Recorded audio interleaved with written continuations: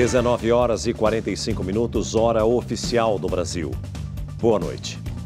O governo do Rio de Janeiro informou que subiu para 121 o número de mortes registradas durante uma ação policial contra o Comando Vermelho. Agora, esta já é a operação mais letal da história do país, superando o massacre do Carandiru em São Paulo em 1992. Hoje, os repórteres André Azeredo e Michel Mendes entraram na mata, onde estavam os corpos resgatados após o tiroteio. Lá na frente, ó, tá cheio de corpo no chão. Quando é fogueira, fica lá.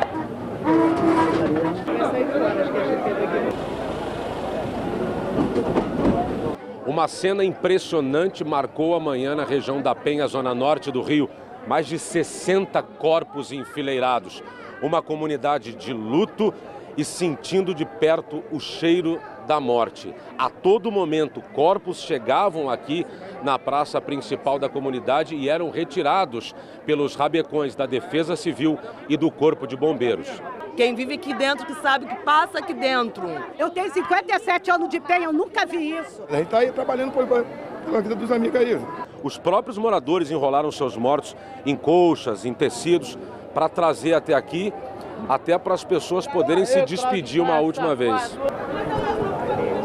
Estão subindo para a mata. É importante porque ter a imprensa do lado é uma garantia. Está subindo então uma comissão, é uma região de mata, eles dizem que tem mais corpos lá para serem trazidos aqui para essa região.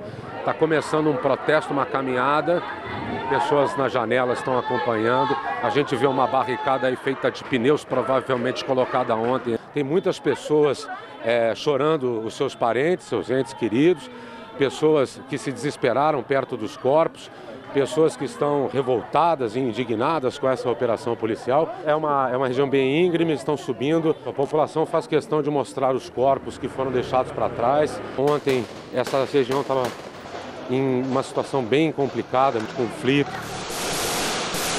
de pânico, de balas atravessando. Muita gente com medo. Muita gente me relatou que teve suas casas invadidas indevidamente, a polícia diz que não, enfim, é uma guerra de versões.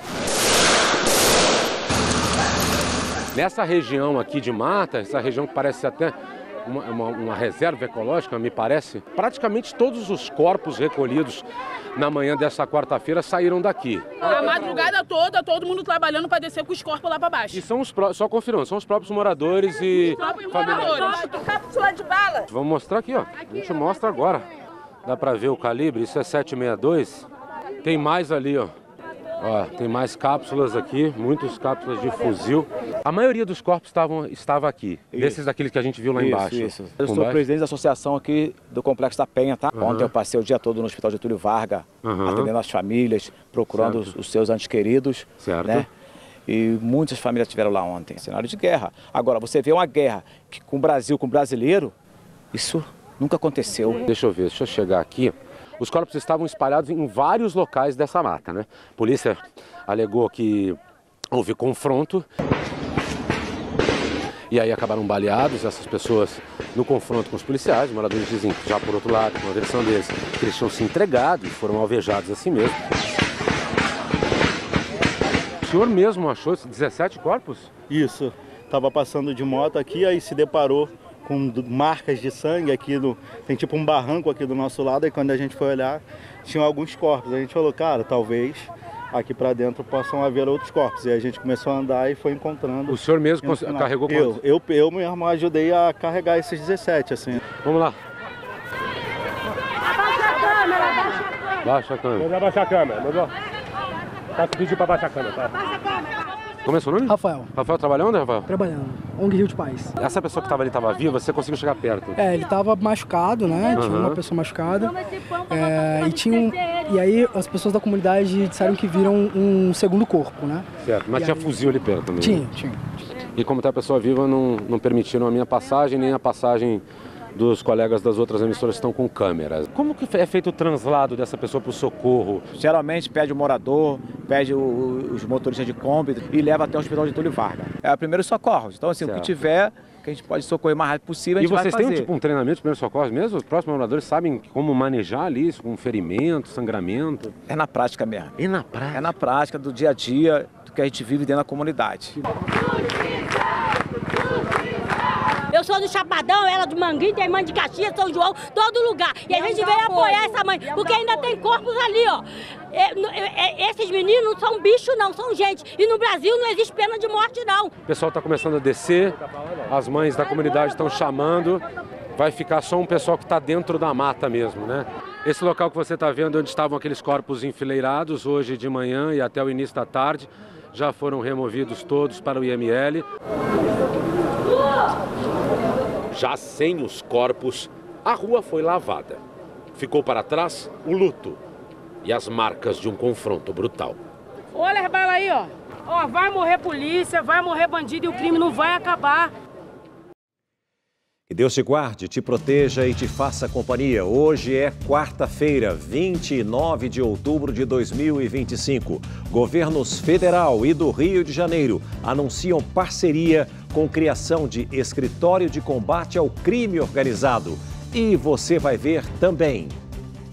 Governador do Rio afirma que operação com mais de 100 mortos foi um sucesso.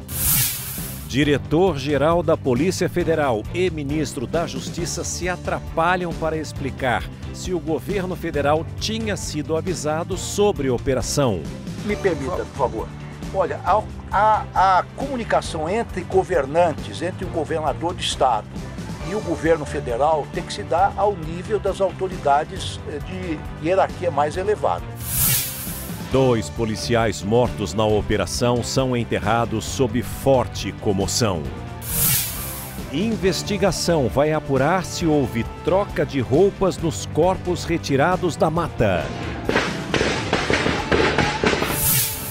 E ainda, na série especial, Marcos Uchoa revela como facções criminosas passaram a dominar e explorar as riquezas da Amazônia. Sintonizado com você, conectado com o mundo, o SBT Brasil está no ar. E nós iniciamos a edição de hoje com os nossos repórteres no Rio de Janeiro. André Azeredo, o Elias Arruda e o Léo Santana trazendo a melhor informação ao vivo para você. O Ministério Público Federal pediu ao IML do Rio de Janeiro o acesso em até 48 horas a todos os dados da perícia dos corpos resgatados após a operação da polícia contra o Comando Vermelho. Também foi solicitado que sejam adotados protocolos para a investigação de mortes potencialmente ilícitas. E quem acompanha nas comunidades alvo da operação é o nosso repórter André Azeredo, que fala ao vivo aqui no SBT Brasil.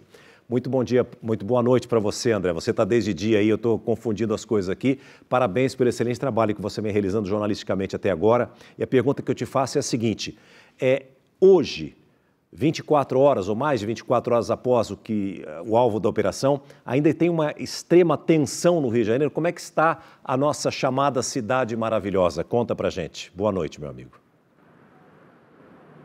Oi, César, um privilégio participar do SBT Brasil com você, meu amigo. Olha, de fato, a situação é muito tensa, sobretudo nas comunidades onde foi feita essa operação na terça-feira, em especial no Complexo da Penha e no Complexo do Alemão. Hoje, durante todo o dia, se não 95%, 90% do comércio não abriu, inclusive as pessoas estavam me dizendo que elas não tinham, inclusive, como ter acesso à comida ali dentro da comunidade, porque os mercadinhos não abriram, as padarias não abriram, abriram algumas lojas de conveniência vendendo somente líquidos, não vendendo comida, poucas lanchonetes abriram.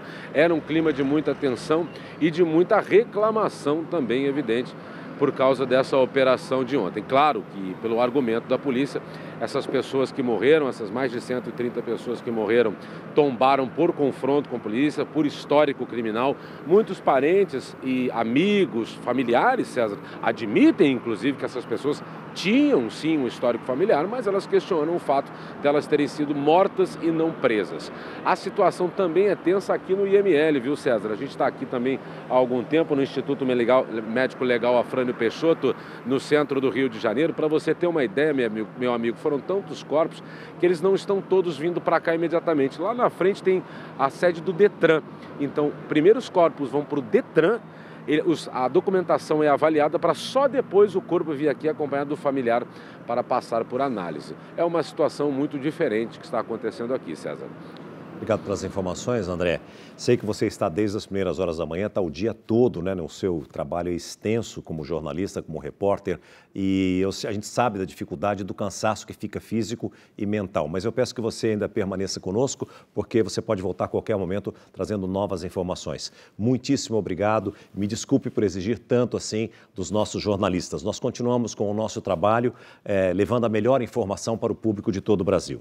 E o Ministério Público do Rio de Janeiro abriu um inquérito para investigar a operação e disse que vai checar as imagens das câmeras corporais dos policiais para elaborar os laudos sobre como realmente aconteceram essas mortes. O repórter Elias Arruda traz mais informações agora para a gente. Conte-me tudo, não me esconda nada, Elias. Uma boa noite para você. Boa noite para você, César. Boa noite a todos. Olha, é isso mesmo. De acordo com o Ministério Público, por determinação do Supremo Tribunal Federal, toda operação policial que terminar em morte, um procedimento interno precisa ser instaurado justamente para averiguar as situações. E olha, em coletiva de imprensa realizada agora há pouco, aqui no Rio de Janeiro, o Procurador-Geral da Justiça do Rio, Antônio José Campos Moreira, informou que vai solicitar as imagens registradas pelas câmeras corporais que ficam presas justamente às fardas dos policiais. O objetivo é justamente examinar os fatos de acordo com a prova técnica e também com os depoimentos que forem tomados ao longo da investigação. Paralelamente ao inquérito policial, o Ministério Público vai produzir também os próprios laudos sobre cada uma das 121 mortes ocorridas nessa ação ocorrida lá no Complexo da Penha e também do Alemão. Agora, o procurador também falou sobre essa situação, César, inclusive sobre a polícia levar o confronto até a área de mata. César. Obrigado pelas informações, o mesmo que eu disse ao André, repito para você, ele sei do trabalho árduo que vocês estão tendo aí no Rio de Janeiro, mas peço também que você fique um pouco mais conosco até o encerramento do SBT Brasil, porque poderemos trazer atualizações para o público de todo o país. E agora nós vamos falar com o Léo Santana, no Rio de Janeiro, porque uma comitiva do governo federal se reuniu hoje com o governador Cláudio Castro na capital fluminense. Será criado um escritório integrado de combate ao crime organizado. E o Léo Santana tem todos os detalhes desse encontro. O que mais ficou definido nessa reunião? Léo, conta pra gente, uma boa noite para você, meu amigo. Boa noite, César, e a todos que nos acompanham. Olha, a principal decisão é essa que você citou, a criação de um escritório emergencial de combate ao crime organizado, enfrentamento ao crime organizado, que será coordenado por representantes estaduais e da União. Essa reunião que você citou, César, foi a portas fechadas e teve a participação do ministro da Justiça e Segurança Pública, Ricardo Lewandowski. Algumas ações já foram definidas, entre elas o aumento dos efetivos da Força Nacional e da Polícia Rodoviária Federal no estado. O ministro também ofereceu o auxílio de peritos criminais que podem ser transferidos de outros estados e o acesso a bancos de dados federais de balística. Além disso, Ricardo Lewandowski disse que serão intensificadas as investigações da Polícia Federal sobre o crime organizado no estado. Mais cedo, o governador Cláudio Castro e a cúpula da Segurança Pública aqui no Rio de Janeiro definiram o trabalho da polícia como um sucesso. Vamos ver na reportagem. A operação policial mais letal da história foi apenas o começo de um grande plano para enfraquecer o crime organizado, afirmou o governador. Vamos continuar trabalhando para que esse processo de livramento da sociedade do crime organizado seja uma constante e que a gente vá colecionando vitórias. Mesmo tom que Cláudio Castro usou mais cedo em uma entrevista coletiva. Foi um sucesso ontem, tirando a vida dos policiais, o resto da operação foi um sucesso.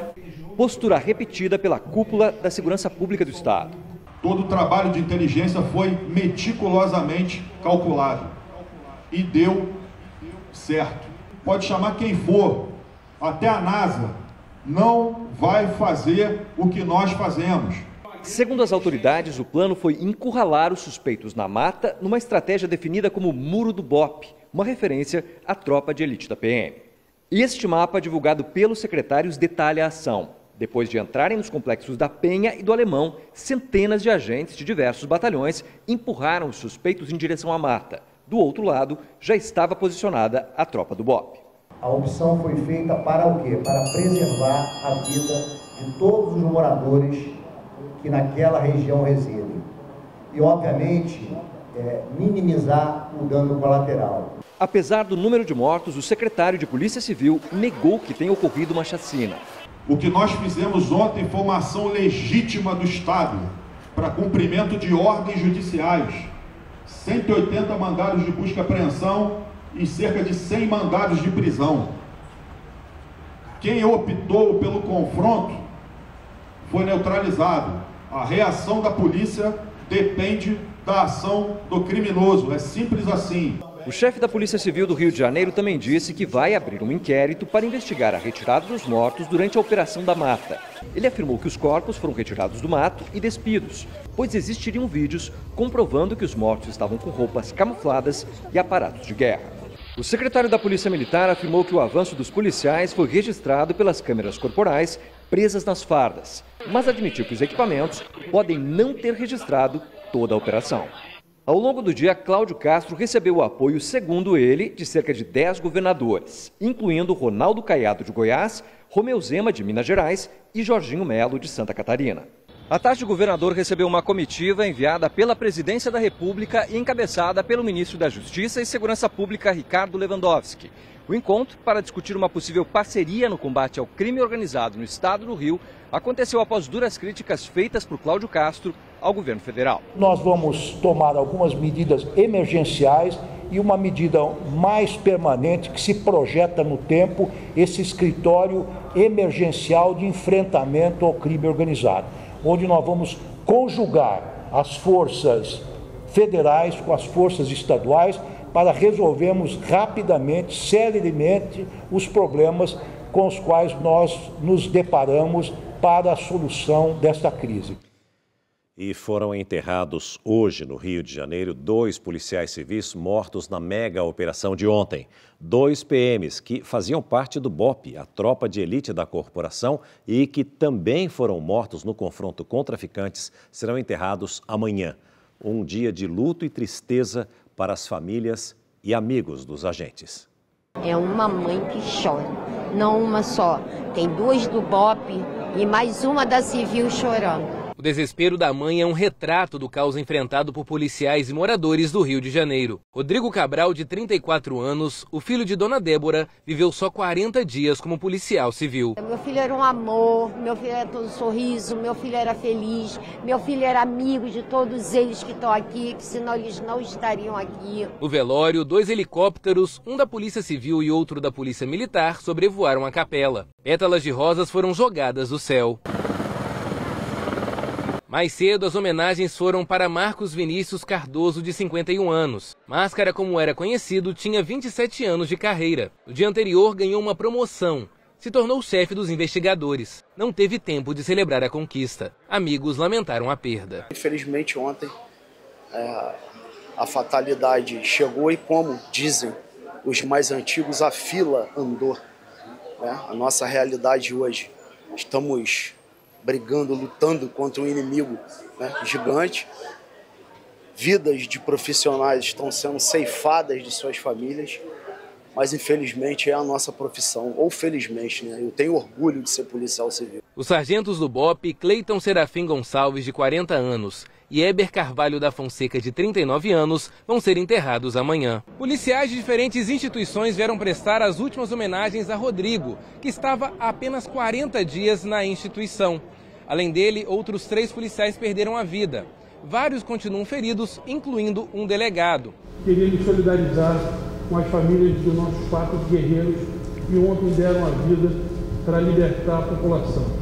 Aquelas foram as verdadeiras 4 vítimas. Segundo o comandante da Polícia Militar, confrontos não foram registrados durante essa quarta-feira pelo reforço das guarnições em pontos estratégicos das comunidades dos complexos da Penha e do Alemão. Há um grande esquema de policiamento para garantir a paz e tranquilidade. E o recado que fica é que a população confie no trabalho da Polícia Militar, porque nós garantiremos o retorno para as casas, garantiremos a normalidade para a vida das pessoas. O secretário de Polícia Civil do Rio de Janeiro, Felipe Cury, esteve nos velórios, mas não quis dar entrevista. Para as famílias, fica a tristeza imensa e a dor da perda de um filho. Mãe, eu vou aí mais tarde, eu te amo, eu também te amo, meu filho. Foi a última palavra do meu filho. E hoje, vou enterrar ele. Hoje, meu chão abriu. Hoje, uma mulher está destruída.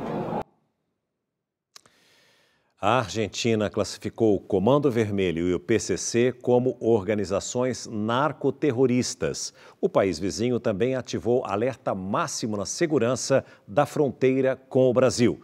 Nós vamos agora até Foz do Iguaçu, no Paraná, falar com o Henrique Semin ao vivo, direto do lado brasileiro da fronteira. Henrique, muito boa noite para você, seja bem-vindo ao SBT Brasil. Você está percebendo alguma mudança no policiamento por aí? Conta pra gente. Boa noite.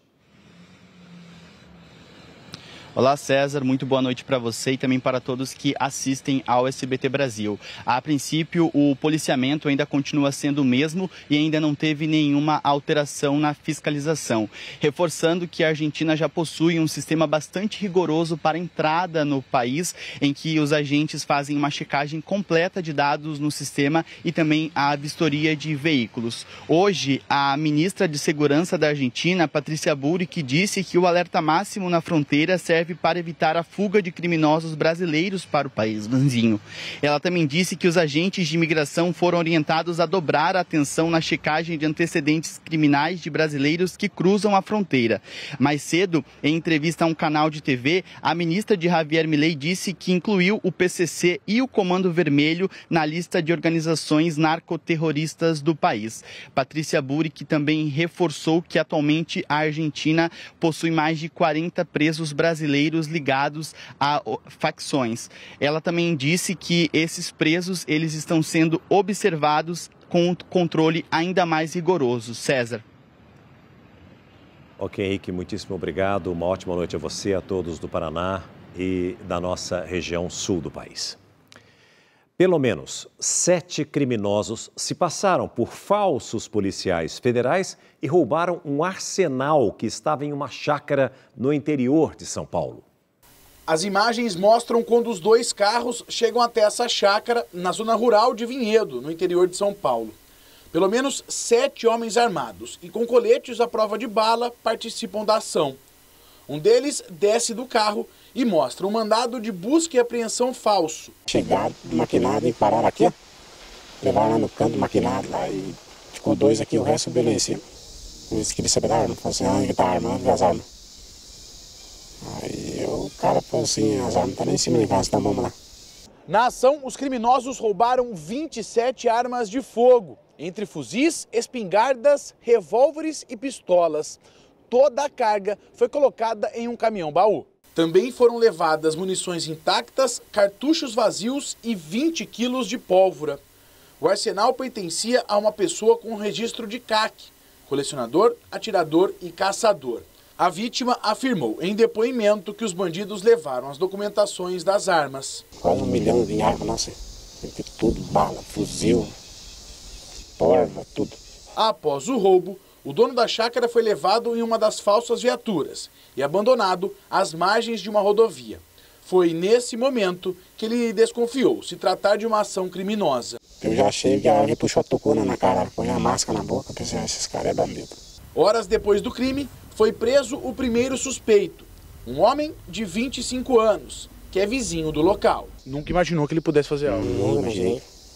O cara era bonzinho, mas é. E ele também sabia das armas. Por isso que acho que ele indicou. Porque o meu colega ficava falando, achava que era amigo, contava pra ele. A Polícia Civil procura outros envolvidos e o caso foi registrado como roubo qualificado e associação criminosa. A operação no Rio de Janeiro repercutiu hoje na capital federal. O presidente do Senado determinou a criação de uma comissão parlamentar de inquérito para investigar a atuação de milícias e facções criminosas no país. Ao anunciar a criação da CPI do crime organizado, Davi Alcolumbre afirmou que é hora de enfrentar esses grupos criminosos com a união do Estado brasileiro, assegurando a proteção da população diante da violência que ameaça o país. A previsão é que a comissão seja instalada na próxima terça-feira e a relatoria deve ser do senador Alessandro Vieira, do MDB. Fazer um diagnóstico técnico da realidade do crime organizado em todo o país, essa tragédia que nos afeta cotidianamente, mostrar as soluções que já existem dentro e fora do país e, ao final, entregar para a nossa sociedade, para o nosso país, um compromisso de solução desses problemas. Aqui na Câmara, um grupo de deputados do Rio de Janeiro, que faz parte da base do governo Lula, viaja amanhã para a capital fluminense. O cronograma, em caráter de emergência, prevê visitas ao Instituto Médico Legal, para onde foram levados os corpos dos mortos na mega operação, e também ao Complexo da Penha. Nesta quarta, em Brasília, o secretário de Segurança Pública de São Paulo anunciou que vai se licenciar do cargo para voltar à Câmara dos Deputados e relatar um projeto que equipara organizações criminosas a grupos terroristas. Se a gente não tiver tipificado isso na lei e classificado isso principalmente como um ato terrorista, como grupos terroristas, esse domínio do território, inclusive vai estar tipificado no meu relatório, é algo que vai ser difícil da gente reverter, difícil da gente combater se o ordenamento jurídico não acompanhar essa evolução do crime organizado, que para mim são terroristas. O conteúdo do texto que muda a lei antiterrorismo é defendido pela oposição. É importante porque bandido tem medo de punição. Quando se trata de uma determinada organização criminosa como uma organização terrorista, as penas são maiores, a capacidade do Estado também fazer as necessárias incursões aumenta. Acho muito importante que o Brasil se alinhe à prática internacional. Os Estados Unidos, por exemplo, já tratam as organizações criminosas similares ao PCC e o Comando Vermelho como organizações terroristas. Já a base governista argumenta que essa equiparação pode representar uma ameaça à soberania do país. A minha preocupação com o conceito é que é o conceito que o governo norte-americano está usando para tentar invadir países. Então, por exemplo, a Venezuela, quando tem aproximação de forças militares, porta-aviões e bombardeios de barcos, dizendo que ali eram narcotraficantes, como conceito, é uma questão grave contra a soberania do Brasil e é uma declaração de incompetência do governador quando o governo do Estado diz: eu não consigo fazer o controle, portanto eu preciso de uma intervenção externa. Um dia depois da operação policial que deixou oficialmente 121 mortos no Rio de Janeiro, escolas ficaram fechadas e ruas totalmente vazias. Nós vamos voltar para lá mais uma vez com o Léo Santana para saber como é que está o movimento agora à noite aí na capital fluminense. Conta pra gente, Léo. Boa noite novamente a você, César, e a todos que nos acompanham. Eu continuo aqui em frente ao Palácio Guanabara e o que nós vemos nesse momento agora é uma mudança na movimentação dos moradores. Essa rua onde eu estou costuma ser bastante movimentada, ela liga as zonas norte e sul da cidade e o que a gente vê agora é um fluxo bem menor, um cenário bem diferente do que aconteceu aqui hoje à tarde com dezenas de motociclistas que fizeram um protesto contra as mortes da mega operação que aconteceu nos complexos da Penha e do Alemão. O grupo saiu do conjunto de favelas e percorreu cerca de 20 quilômetros até aqui. No restante do dia, houve pouco movimento na cidade, até porque muitas empresas preferiram colocar os funcionários em esquema de home office, trabalhando de casa. Colégios particulares em vários bairros suspenderam as aulas por precaução. O mesmo aconteceu em 15 escolas da rede de ensino pública da Penha e do Alemão. Unidades de saúde e hospitais funcionaram normalmente, assim como ônibus, trens e metrô. Não houve nenhum problema grave no transporte público da cidade. Volto com você, César. Obrigado pelas informações, Léo. Uma ótima noite a você e a todos do Rio de Janeiro. Realmente fica aqui toda a nossa solidariedade ao povo fluminense e carioca pelo triste momento que a cidade maravilhosa está vivendo. Vamos falar de futebol? O Atlético Mineiro está na final da Copa Sul-Americana. O Galo eliminou o Independiente del Valle do Equador e aguarda agora o vencedor do confronto entre Lanús, da Argentina, e Universidade de Chile para tentar conquistar mais um título continental. A força de um gigante. A imagem da comemoração de Hulk é o resumo de uma noite mágica. A Arena MRV em Belo Horizonte respirando ares de decisão. 40 mil vozes berrando, enlouquecidas, empurrando o Galo para mais uma final continental. Era muita pressão. Nessa bola todo mundo tentou, até que o goleiro Vijar errou e Dudu encontrou o Guilherme Arana. E ele não perdoou. Olha o gol do Galo! Explosão atleticana, que seria ainda maior minutos depois. Dudu fez linda jogada, deixou 2 adversários pelo caminho e serviu Bernard. Passou por mais um, ótima jogada. O baixinho só tocou por cima e correu pro abraço. 2-0 Galo. Na etapa final, o Independiente Del Valle até ensaiou uma reação. Spinelli aproveitou outro erro de goleiro. Bateu, agora sim no alto. Desta vez, Everson. É gol dos caras. Mas a festa ainda teria um momento de apoteose. Hulk entrou e a bola sobrou pro Hulk. E foi presenteado com essa falha incrível da defesa equatoriana. Pode carimbar a passagem. O Galo vai para a final em Assunção. Clube com mais de 100 anos de história, não tem a Sul-Americana ainda, então podemos entrar para a história ganhando esse título tão importante, é o nosso objetivo, é o nosso sonho. Foi nesse gol que Hulk acabou com um jejum que já durava mais de 2 meses, ou exatamente 15 partidas que o artilheiro do Galo estava sem marcar. Recebeu o carinho dos companheiros e da massa atleticana e promete fazer ainda mais história com essa camisa. Eu começo, você completa. Hulk Paraíba. Nós gostamos de você. No meu coração, na minha mente, toda a minha família é muito grata desde que a gente chegou aqui. Foi muito bem recebido, então é um clube que tem meu amor e obrigado, Massa. Nessa quinta-feira sairá o adversário atleticano na final, Lanús ou Laú. Venha quem vier, o Galo está garantido, cantando alto em Assunção. O presidente Lula reuniu ministros hoje para discutir a operação no Rio de Janeiro. Segundo interlocutores, o presidente só foi informado dos detalhes da operação por volta das 8h30 da noite de terça-feira, ao pousar na base aérea de Brasília. Já na manhã desta quarta, durante 3 horas, o presidente reuniu 8 ministros e o diretor-geral da PF para avaliar a crise. O número de mortes chocou o presidente, segundo o ministro da Justiça, Ricardo Lewandowski. O presidente ficou estarrecido com o número de ocorrências fatais que se registraram no Rio de Janeiro.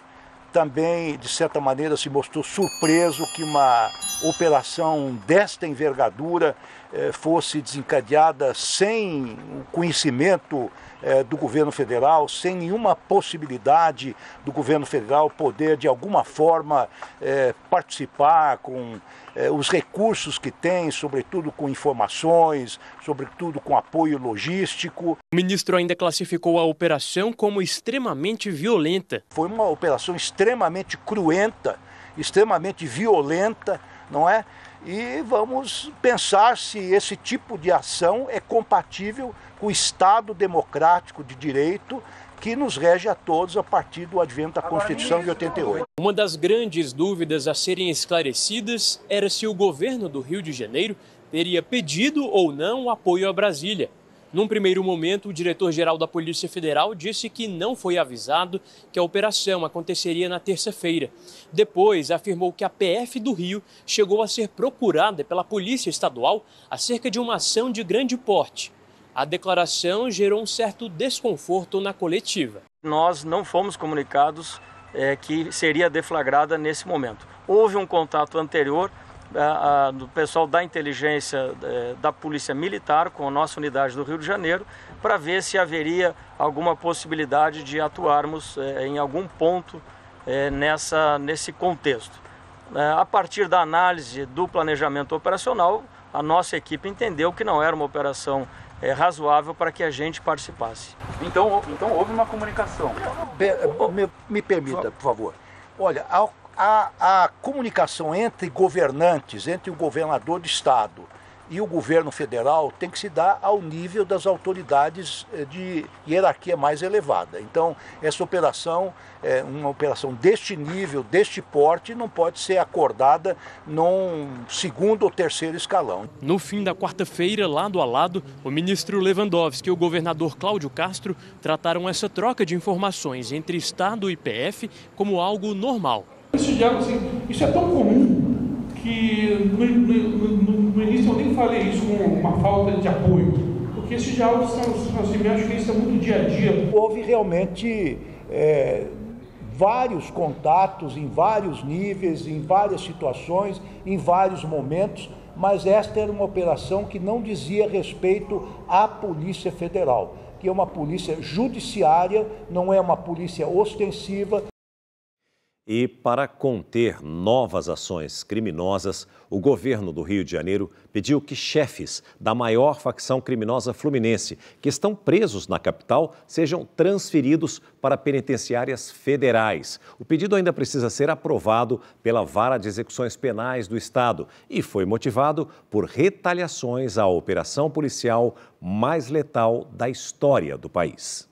A expectativa é que 10 integrantes do Comando Vermelho sejam transferidos do complexo de Bangu, na zona oeste do Rio, para penitenciárias federais nos próximos dias. Os criminosos já foram levados do presídio Bangu 3 para Bangu 1. De acordo com o governo estadual, eles fazem parte da cúpula da facção e são apontados como responsáveis por ordenar, de dentro das cadeias, as reações à mega operação nos complexos do Alemão e da Penha. Segundo o governo do estado, os presos transferidos comandaram à distância a represália com barricadas, interdições e tiroteios em diversas vias, que levaram caos à população. Uma tática que se repete há décadas e fez o Comando Vermelho se tornar a única organização criminosa a ampliar o controle territorial no estado do Rio nos últimos anos, enquanto todas as outras perderam espaço. Dados do Instituto Fogo Cruzado mostram que entre 2022 e 2023, a facção ampliou em 8,3% as áreas sob seu controle, inclusive reconquistando territórios perdidos para a milícia. Atualmente domina mais da metade das áreas em poder de grupos armados na região metropolitana do Rio. O Comando Vermelho nasceu nos anos 1970 dentro de uma penitenciária. Hoje, a facção mais antiga do estado avança a partir do enfrentamento aos grupos rivais e à própria polícia, em confrontos marcados pela violência. Para o ex-capitão do BOPE e especialista em segurança pública, Paulo Storani, enfrentar as quadrilhas é necessário e inevitável. Na ação policial, eles resistem. Basta que a polícia insista no cumprimento da sua missão legal, que deve cumpri-lo, e você tem como resultado enfrentamento. Enfrentamento com força de guerra, consequência de guerra. A resposta do poder público tem sido operações de grande escala, muitas vezes com um alto número de mortes. As 5 mais letais da história aconteceram em áreas dominadas pelo Comando Vermelho na zona norte do Rio. 4 delas na gestão do governador Cláudio Castro. Nesta última, que foi a mais letal de todas, as ações se concentraram nos complexos da Penha e do Alemão, um conjunto de 26 comunidades, considerado o quartel-general da facção. É ali que vivem mais de 100 mil moradores. Segundo as investigações, nesses territórios são tomadas decisões sobre disputas e o funcionamento da organização dentro e fora do estado. A localização, próxima a vias expressas, facilita a movimentação de armas e de homens armados. O sociólogo Inácio Cano defende que violência não se combate com mais violência. Segundo ele, é preciso mudar de foco. Se o governo realmente quisesse enfraquecer o Comando Vermelho, ou qualquer outro grupo criminoso, eles podiam fazer o que era feito no tempo das UPPs, inicialmente quando funcionava, que era escolher uma comunidade menor, entrar com um contingente muito grande para inibir o confronto justamente e permanecer e recuperar o controle. Mas não foi essa a lógica. A lógica foi atacar o exército inimigo nas suas quartéis gerais e gerar o máximo número de vítimas possíveis. Enquanto os rumos da segurança pública são discutidos, a população continua a pagar o preço dessa guerra. E essa mega operação no Rio de Janeiro superou o massacre do Carandiru em São Paulo e já é a mais letal da história do Brasil. Especialistas em segurança pública dizem que a violência na capital fluminense serve de alerta às autoridades de outros estados. A matança no Rio de Janeiro deve ser vista como um recado para o país. Especialistas em segurança pública apontam a escalada do crime organizado como um mal comum que atinge todos os estados. E existem semelhanças entre os rivais Comando Vermelho, o CV do Rio, e a facção paulista Primeiro Comando da capital, o PCC. Assim como acontece no Rio, São Paulo tem cada vez mais territórios dominados pelo crime. Policiais de São Paulo já afirmam abertamente que não podem mais entrar em comunidades como Paraisópolis e Heliópolis, na Zona Sul, sem algum tipo de reforço. Há 2 semanas, uma operação para prender ladrões de celulares e alianças em Paraisópolis precisou reunir 170 policiais civis. Apesar das semelhanças em relação ao crescimento das facções criminosas, os especialistas em segurança pública afirmam que os confrontos que acontecem no Rio de Janeiro não devem ser vistos em São Paulo, mas não por causa da atuação das forças de segurança pública. É que os interesses dos grupos criminosos são diferentes. O PCC não exerce o controle territorial armado das quebradas dos territórios para ganhar dinheiro no varejo. Isso não faz parte do modelo de negócio do PCC. Ele até terceiriza e vende a droga para uma facção local que revende no varejo. Mas o modelo do PCC é mais de venda internacional de drogas e não de domínio territorial armado. O Comando Vermelho parte do controle territorial armado para fazer receita. Tanto vender droga como vender internet, vender gás, vender terreno, vender imóvel, muito parecido com o modelo de negócio das milícias, que virou um modelo de negócio do Comando Vermelho. A ideia de crime do CV é mais venal para as cidades, afeta mais o cotidiano das cidades. O monopólio do crime por parte do PCC em São Paulo também é visto como um fator que diminui o risco de confrontos sangrentos.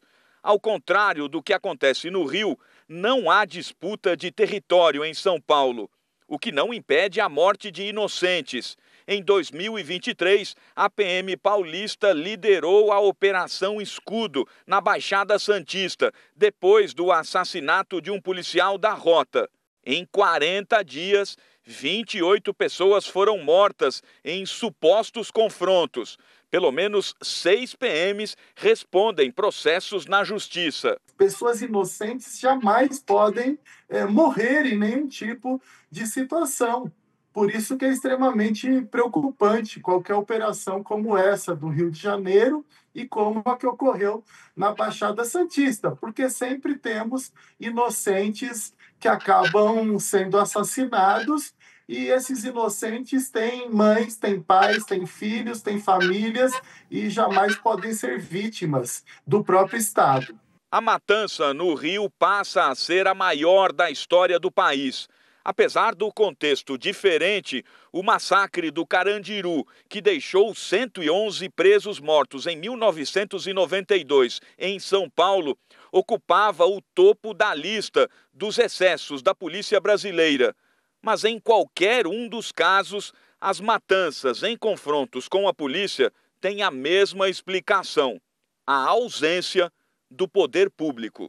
Você tem um bairro controlado por uma tirania armada do crime que exerce essa tirania para ficar rico e ganhar dinheiro e extorquir as pessoas, extorquir os moradores, isso é dramático. É uma falência do monopólio legítimo da força e do direito que o Estado precisa preservar em todos os bairros.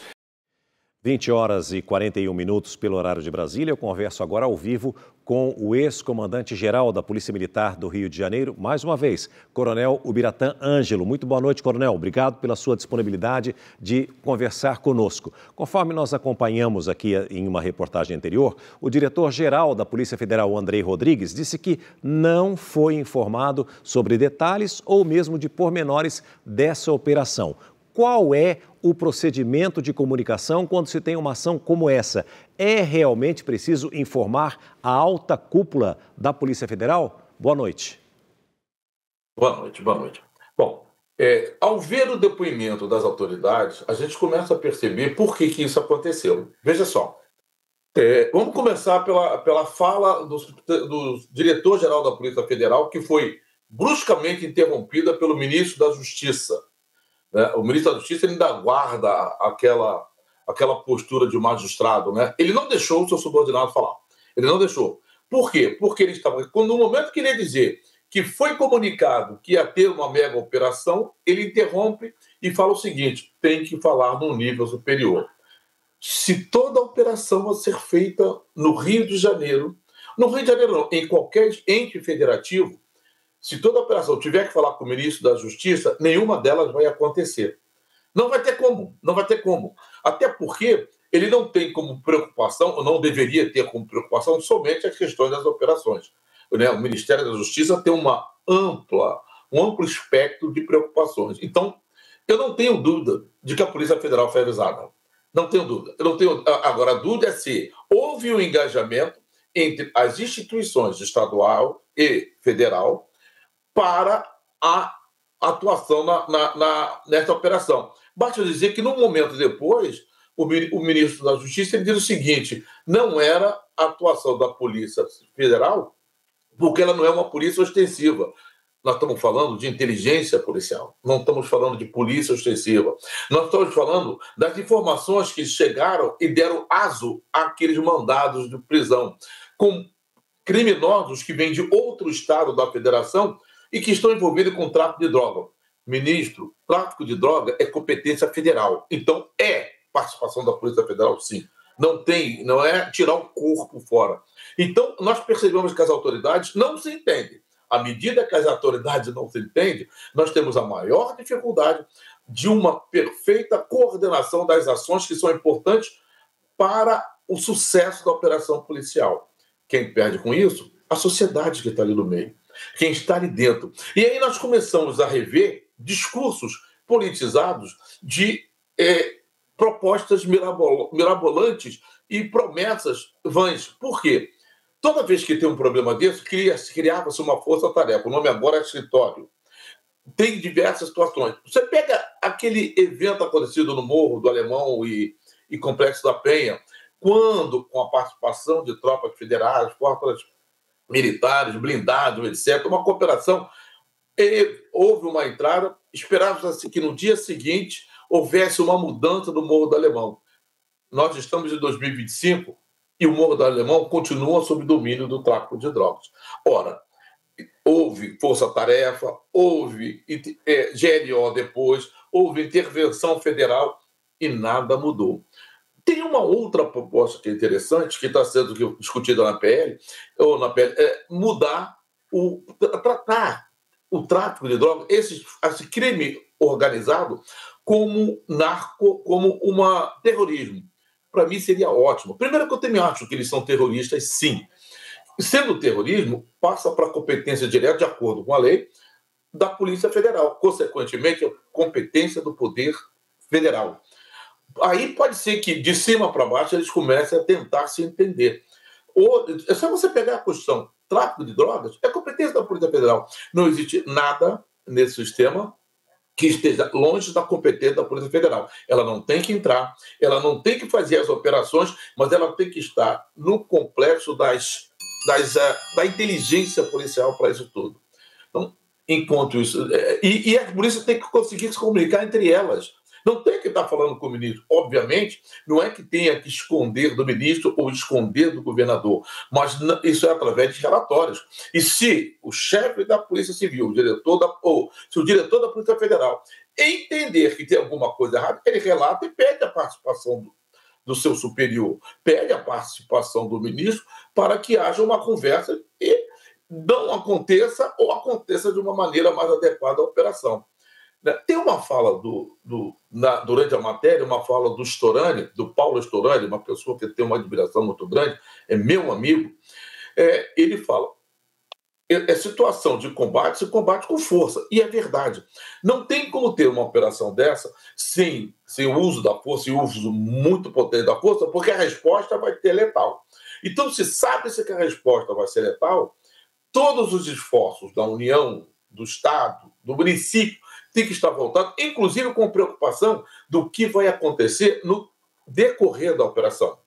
Como vamos socorrer vítimas, como vamos manter o fluxo do trânsito acontecendo e como vamos ter certeza de que o mandado de prisão, o mandado de busca e apreensão está adequado àquela migração do tráfico, ou seja, ao intercâmbio transnacional, não é só nacional não, transnacional do tráfico de drogas, que é o que está acontecendo no Rio de Janeiro.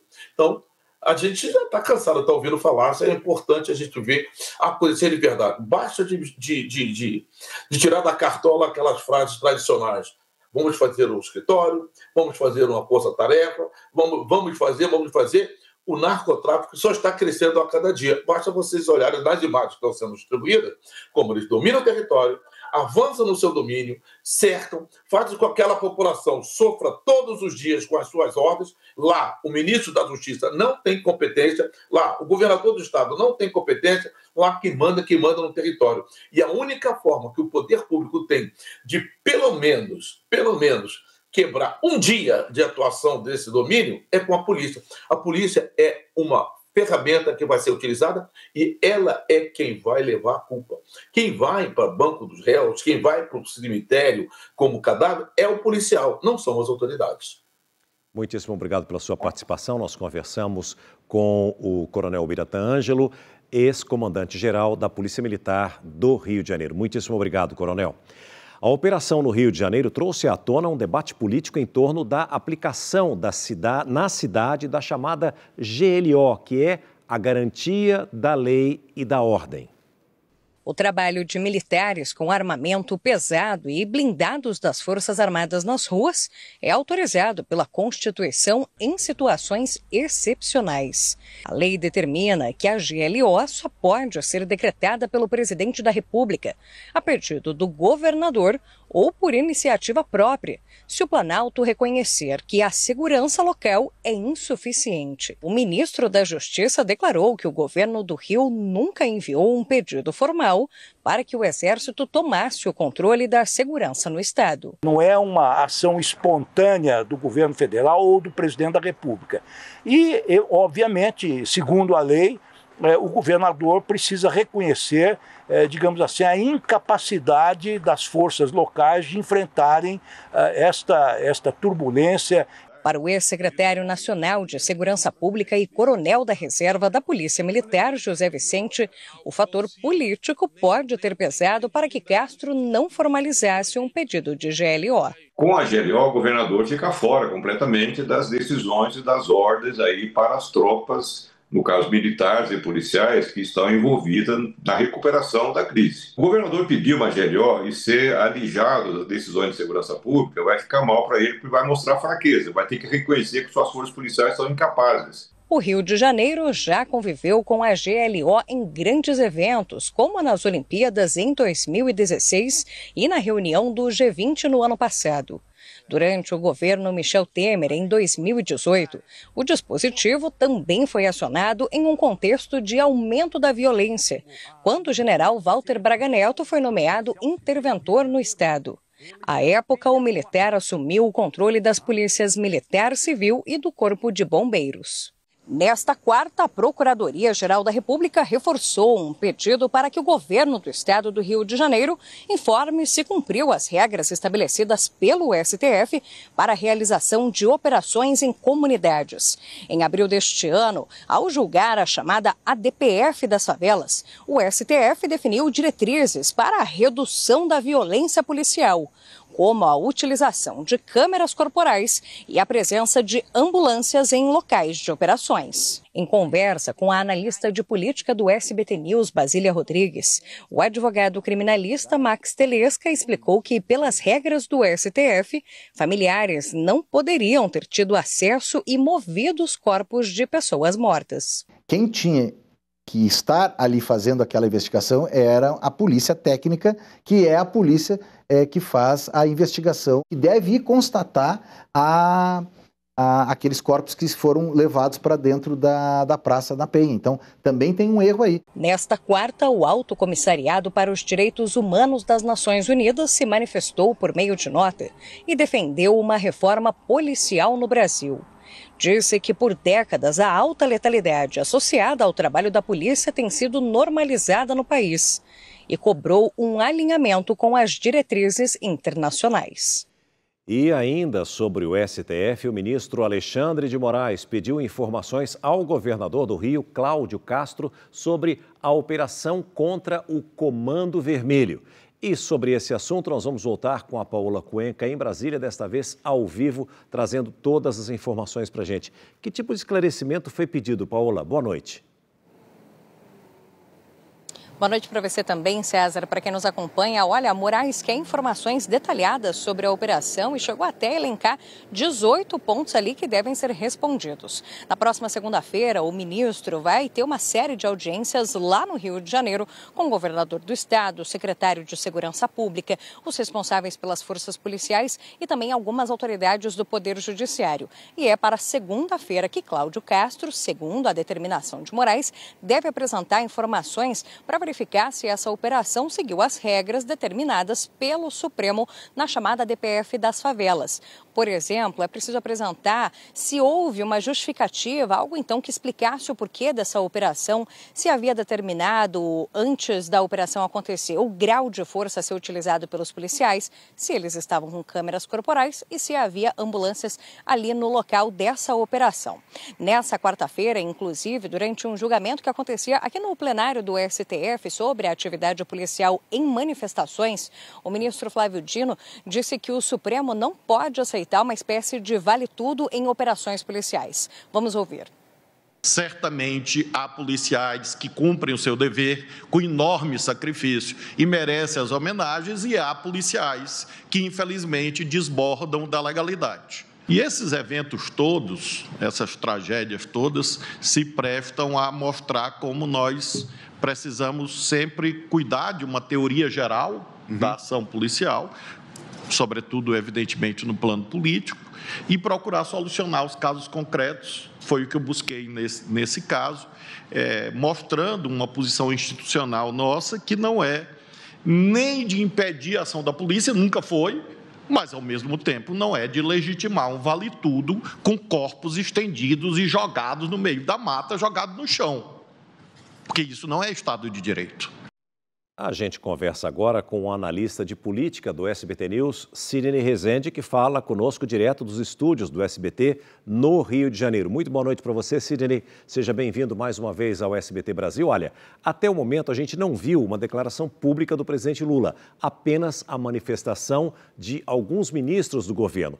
A gente pode dizer, pode afirmar que ele está enfrentando um dilema já de olho na reeleição em 2026. Afinal, ele não pode elogiar uma operação tão letal como essa, condenada inclusive por muitos movimentos sociais. Ao mesmo tempo, ele acabou de ser duramente criticado ao dizer durante a viagem à Ásia que os traficantes são vítimas dos usuários. Na sua opinião, como o presidente vai sair dessa? Boa noite, César. Boa noite a todos. Primeiro de tudo, é uma questão política? E hoje nós estamos num momento de polarização também. Ambas as opções. E tem uma explicação para isso, tem um contexto. Todas as pesquisas de opinião no estado do Rio de Janeiro, as que eu tive acesso, elas demonstram que o problema número 1 que o cidadão aponta é insegurança e a importância de enfrentar a criminalidade. O segundo é gerar emprego, o terceiro é saúde. E você pode atrelar o segundo e o terceiro dependente do primeiro. Porque se você tem uma insegurança, pode ser que os hospitais não funcionem de forma satisfatória, como já tem acontecido. E se você também não tem segurança, você não tem como gerar riqueza. E ele é político ao ponto de você ter no Senado agora a constituição de uma CPI justamente para tratar do crime organizado. Você tem uma iniciativa do governo federal que esse projeto de lei, para que possa se transformar em lei, se conseguir aprovar, eu acho difícil, antifacção. E ela pretende, de certa forma, pegar o topo punindo-os, ao invés de 5 anos, 15, 20, 30 anos. Então, por que ela é política? Por que ela é polarizada? Ela é política porque a sociedade está exigindo providências, leis mais duras, ações mais práticas e mais segurança no nosso dia a dia, até para se respeitar o que determina a Constituição, direitos de ir e vir, por exemplo. E ela é polarizada porque quem defende uma austeridade maior na ponta é a favor de que se mate mesmo as pessoas, mesmo que se você não consiga antecipadamente separar quem é criminoso e quem não é. E quem é contra a favor de direitos humanos haverá de dizer que isso também não pode ser feito desta forma. E agora vamos ao presidente Lula. O presidente Lula não fala agora porque anda no meio do furacão. Normalmente se recomenda em comunicação em situação de crise, que é o caso, que o principal, né, o CEO de tudo, o presidente da estrutura, ele chegue, se anuncie e depois ele aparecerá para dizer o que foi feito. Esse ato é que está se esperando. O presidente vai em algum momento falar, dizendo o que o governo tomou de providências. Me parece que não é no dia de hoje. Obrigado pelas informações, Sidney, pelo seu comentário também. Uma ótima noite a você, a todos do Rio de Janeiro. E da Cidade Maravilhosa, nós vamos direto para a capital federal, porque o Murilo Fagundes traz uma informação agora, porque ao que parece o presidente Lula realmente, oficialmente se manifestou. É isso, Murilo? Boa noite para você. Isso mesmo, César. O presidente acaba de se manifestar por meio das redes sociais. Uma ótima noite a você e a quem nos acompanha.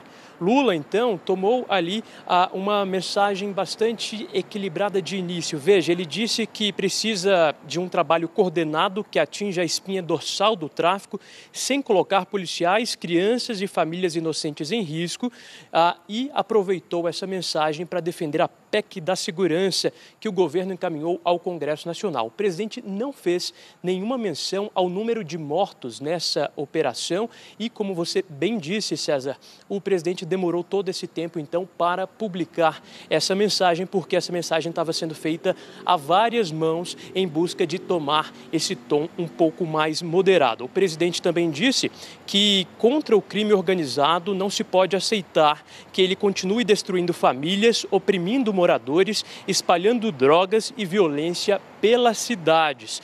Lula também reforçou que enviou ali a sua equipe até o Rio de Janeiro para que haja esse trabalho conjunto com o governador Cláudio Castro. De novo, essa mensagem, então, foi publicada pelas redes sociais. Hoje, mais cedo, o presidente Lula evitou falar em público sobre isso na posse do novo ministro Guilherme Boulos. César. É o que todos nós esperamos, Murilo, que realmente exista uma união entre o governo federal, o estado do Rio de Janeiro e todos os estados, porque a insegurança está tomando conta do país. Nós não podemos deixar que isso aconteça. Muito obrigado, uma ótima noite a você, a todos de Brasília e da região central do nosso país. Nós separamos para você aqui no nosso telão os dados atualizados sobre toda essa mega operação no Rio de Janeiro. Veja, ao todo foram 2.500 policiais envolvidos. Eles foram mobilizados, sendo que 1.800 PMs. Eles contaram com 120 viaturas e 25 veículos blindados. Porém, foram usados também 26 drones e uma aeronave. E para transportar os feridos, a mega operação teve o apoio de 2 ambulâncias, sendo uma delas blindada. Você acompanhou aí 21 horas pelo horário de Brasília.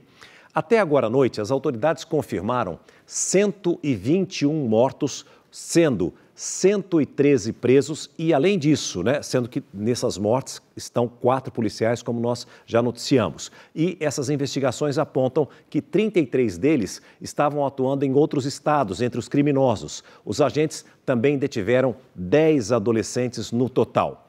Ao todo, 118 armas foram apreendidas. 98 fuzis, ou seja, armamentos de padrão militar, com capacidade de disparar uma alta quantidade de tiros com rapidez. E na mega operação policial do Rio de Janeiro, 15 suspeitos do estado do Pará morreram na troca de tiros. A informação foi confirmada na tarde de hoje pela Polícia Civil em Belém. Todos estavam na lista de procurados e buscaram refúgio nos morros cariocas. Os suspeitos paraenses estiveram ao lado dos traficantes do Rio de Janeiro no confronto com a polícia nesta terça-feira. Todos eram procurados por tráfico de drogas, homicídio, roubos, além de ataques a agentes públicos. Segundo o secretário de Segurança Pública do Pará, eles buscaram refúgio no Rio de Janeiro porque vinham enfrentando o cerco policial. Nós temos o balanço atual de 5 paraenses envolvidos em crime que estão presos no Rio de Janeiro. Outros 15 confrontaram com a polícia e vieram a óbito, ou seja, 20 paraenses envolvidos até o momento. A polícia confirmou a prisão de Rodrigo de Jesus Coelho, o RD, e de Joelison de Jesus Barbosa, o Fuzue, considerados lideranças do Comando Vermelho em Tucuruí. Um estudo realizado pela Agência de Inteligência Brasileira, ABIN, pela Direção Nacional de Inteligência da Colômbia, identificou que as rotas do narcotráfico internacional utilizam os rios da Amazônia para escoar drogas e armas. O porto de Vila do Conde, em Barcarena, é apontado como centro das operações ilegais. O acesso a fornecedores de drogas colombianos e peruanos tem levado os traficantes brasileiros à tríplice fronteira. O estudo mostra que, na região norte do país, a organização criminosa predominante é o Comando Vermelho, que executa logísticas transnacionais complexas e está diretamente envolvida com índices de violência da região. Nós tivemos uma grande operação da Polícia Civil que prendeu mais de 100 faccionados na semana passada, grandes apreensões de drogas, inclusive ontem também, e apreensão de armamento. Tiveram várias perdas de armamento. É claro que isso incomoda muito o crime, e eles tentam demonstrar força, e a gente, por outro lado, responde. Chegou a hora de falar da COP30 na Amazônia. No terceiro episódio da série especial, o repórter Marcos Uchoa vai mostrar como as facções criminosas estão dominando o bioma e explorando as riquezas da floresta sem qualquer compromisso com a preservação ambiental.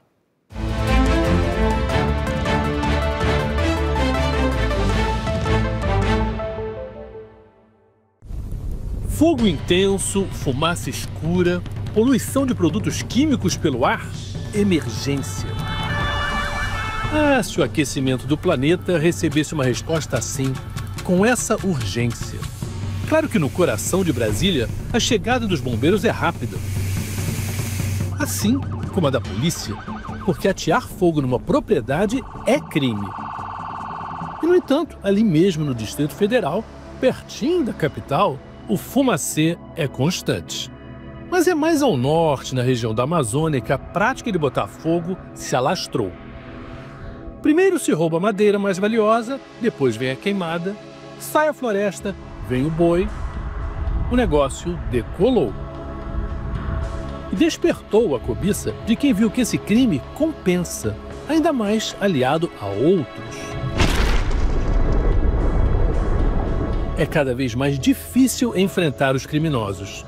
Rodrigo Agostinho, presidente do IBAMA, tem recebido ameaças de morte. Hoje a Amazônia está inteira loteada entre facções, tem sido muito perigoso cada uma das nossas operações, o crime organizado dominando o garimpo, extração ilegal de madeira, ocupando e vendendo terra pública, se apropriando de um patrimônio que é de todos nós, de todos os brasileiros. Então é algo muito assustador. O IBAMA vem sendo recebido a tiros, a bala, em muitos lugares no Brasil. Só nos garimpos ilegais da Amazônia nós já destruímos 66 aeronaves, mais do que a própria guerra da Ucrânia. E se o crime continua, mesmo com todo esse prejuízo, é porque vale a pena.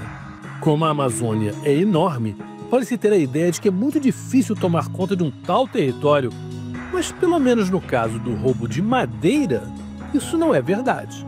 Cada tora dessa é enorme, pesadíssima, ninguém consegue esconder. A polícia faz apreensões de vez em quando. Mesmo assim, segue o jogo. Por quê? Queimada aí.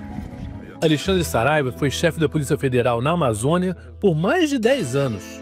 A madeira é uma balsa, 3.000 metros cúbicos, milhares de toneladas, quase 100 metros de comprimento. Está passando pelo rio, ela anda devagarzinho. As imagens de satélites que o Brasil dispõe hoje, não tem como não pegar. Não se pega porque não se quer pegar.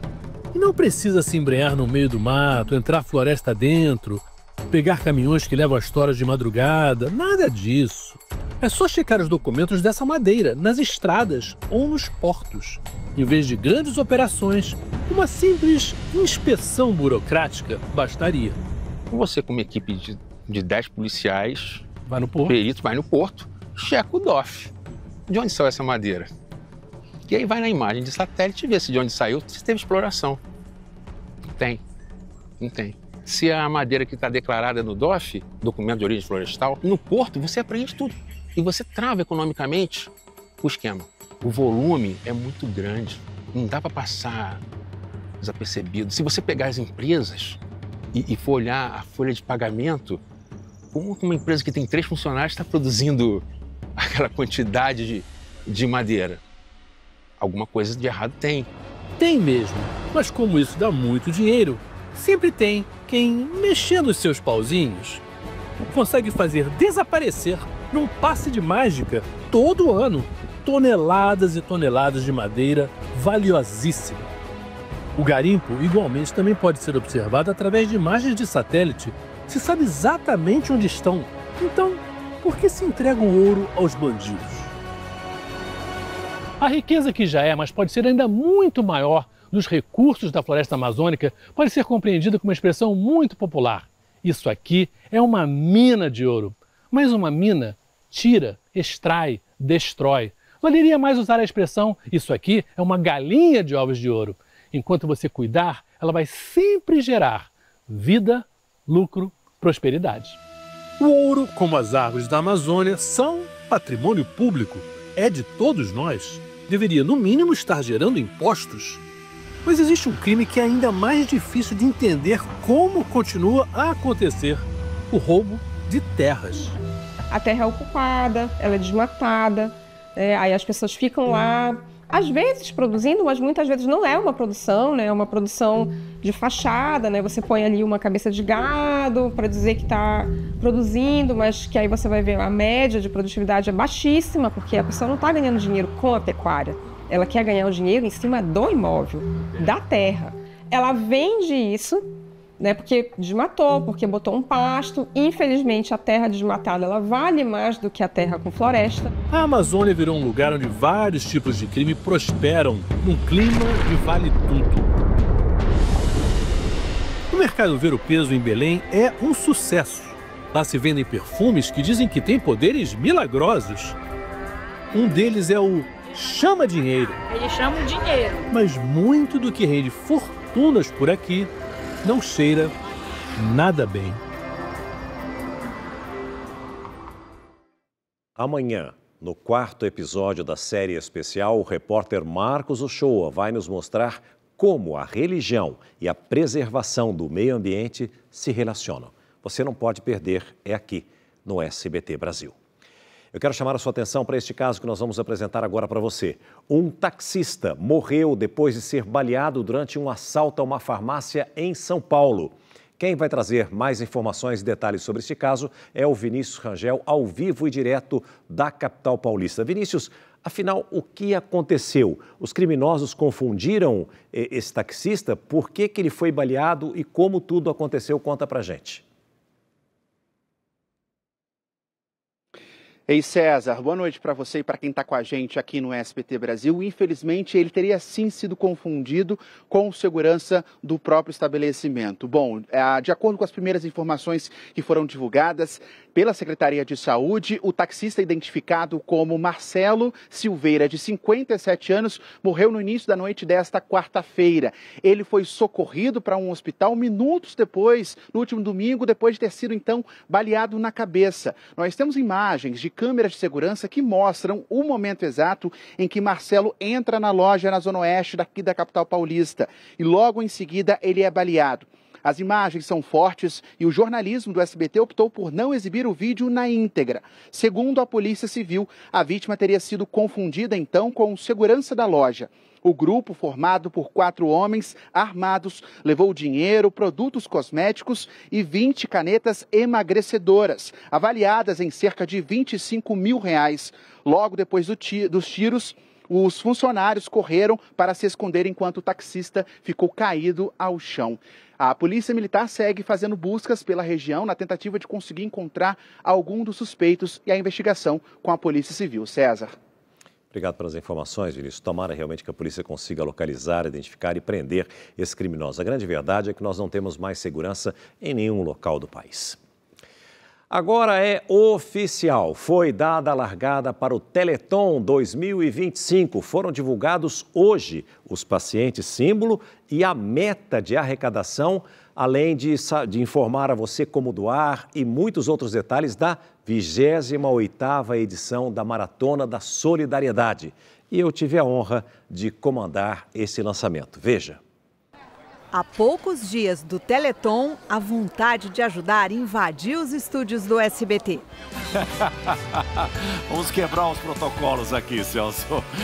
Jornalistas e influenciadores conheceram os detalhes da Maratona da Solidariedade, que acontece em 7 e 8 de novembro. A meta é arrecadar 35 milhões de reais e, para tal, grandes nomes estarão aqui para tocar seu coração. Fala, meu povo, Tiaguinho na área. Eu vou cantar ao vivo no SBT, acompanhado da Banda do Poder, minha banda. Eu não poderia faltar a essa festa da solidariedade, que é o Teleton, e eu vou estar lá, cantando e chamando todo mundo para essa ação linda, tão importante, em benefício das crianças e adolescentes da ACD. Muitos são veteranos, mas há quem se prepare para uma emoção diferente daquela que sempre sentiu como telespectadora. Eu fico muito feliz de estar aqui nessa minha posição como presidente do Grupo Silvio Santos, participando dessa causa tão cara e tão importante. Os pacientes símbolo deste ano são o Ponciano, a Estela e o Diogo, que se emocionou ao lembrar que está na ACD desde os 7 anos de idade. Estou aqui com a minha próxima, graças à ACD, e muito feliz e emocionado também. Essa edição do Teleton coincide com os 75 anos da ACD. É muita história, traduzida em lutas, sorrisos e em números. Em mais de 7 décadas, a ACD prestou mais de 70 milhões de atendimentos que ajudaram a mudar a trajetória de vida de muita gente. O dinheiro arrecadado terá vários destinos. Para manter o número de atendimento, investir em tecnologia, inovação, informação de profissionais. A ACD é muito grande, né? São 2.000 funcionários, são mais de 800 voluntários e 7 unidades para a gente manter um padrão de qualidade que a pessoa com deficiência merece. Ao longo dos últimos anos, o padrinho Celso Portiolli imprimiu credibilidade e muito bom humor para captar o coração do público. Dessa vez, o desafio é ainda maior. A tropa do cheque esse ano não vai chegar tão forte, né? Muitas empresas, algumas em dificuldades, reduziram a doação. Então, esse ano vai ser a pessoa física. Você que está acompanhando aí, você que vai nos ajudar mais uma vez a bater a meta dos 35 milhões de reais. Para doar qualquer quantia, já anota as chaves Pix. doeteleton@aacd.org.br ou 11 9 4311 0144. O compromisso só aumenta, inspirado nos que já passaram e sempre impressionaram no palco do Teleton, como ele, Silvio Santos. Você acha que depois que o Silvio se foi, a responsabilidade de cada um aumentou? 10 vezes mais, 100 vezes mais, porque antes a gente contava com ele, sabia que ele ia chegar lá e fechar com chave de ouro. Eu entro com aquela coisa, com um ponto na minha orelha de um lado e ele falando para mim do outro lado, entra com a tua emoção, entra com o teu carinho, com o teu amor, entra com tudo que você já viveu e vai lá e faz o teu melhor. Obrigada, Brasil! Obrigado, Brasil! Mais do que nunca precisamos da sua ajuda. Fique agora com a novela Amar. Muitíssimo obrigado pela sua companhia, pela audiência. Uma boa noite e até amanhã, 19h45, com mais um SBT Brasil. Até lá!